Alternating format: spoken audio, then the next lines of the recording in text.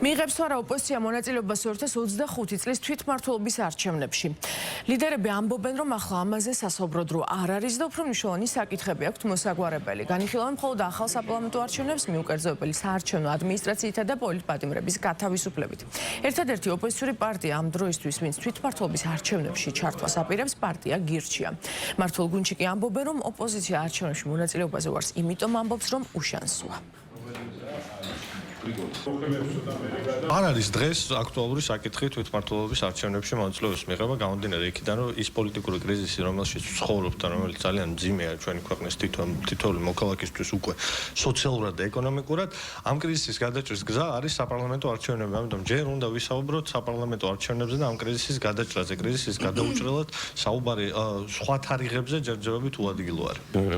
მივიღოთ მონაწილეობა არჩევნებში, მაგრამ მიუხედავად იმისა, რომ არაპროგნოზირებადი სიტუაცია და ძალიან რთული არჩევნებია, ჩვენ უკვე მომზადება დავიწყეთ რეგიონებში გვინდა შეხვედრა, რომ ვიპოვოთ პატრიოტული ადამიანები, ვისაც საკუთარი რეგიონის პრობლემები აღელვებს, პროცესი მიდის, მაგრამ ეს ერთ-ერთი ყველაზე ძვირიანი არჩევნებია, იმიტომ რომ 63 არჩევნებია ფაქტობრივად ქვეყნის მასშტაბში და ამიტომ გარდა ადამიანური, ასე ფინანსური რესურსების მობილიზაცია არის საჭირო და ამ ყველაფრით ვართ დაკავებული. პარტია იმისთვის არის პარტია, რომ ნებისმიერი პარტია ნებისმიერ დროს ნებისმიერი არჩევნებისთვის უნდა იყოს მზად.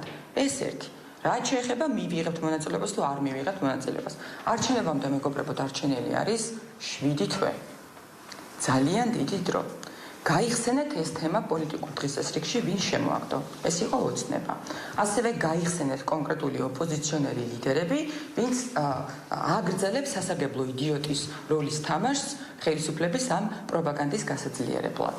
ეხლა მათ დაუსვით კითხვა, რატო თამაშობენ ამ სასარგებლო როლს ხელისუფლებისთვის. ჩვენი გუნდი გადაწყვეტილებას მიიღებს სახელმწიფოს ინტერესებიდან გამომდინარე, რა თქმა უნდა, რასთან დაკავშირებითაც პირველ რიგში ჩვენ გვექნება სათანადო კომუნიკაცია ჩვენს ამომრჩეველთან. მათი მიმართულებით სიტყვა ადამიანური ხმარება შეიძლება მძიმეც კი იყოს, მაგრამ ადამიანურად გასაგებია თუ რატომ არ უნდათ ამ ადამიანებს რომ თვითმმართველობის არჩევნებში მონაწილეობა მიიღონ. იმიტომ რომ კიდევ ერთხელ დამარცხდებიან, მე-10 თუ მე-11 ჯერ მიიღებენ მას და ყველა იმ არჩევნებში, რომელშიც კოლექტიური დასმოძრაობა და აგენტურა მიიღოს მონაწილეობას, რა თქმა უნდა დამარცხებისკენ არის განწირული, მაგრამ მათ ვინ ეკითხებათ საერთოდ ან მონაწილეობას ან არ მონაწილეობას.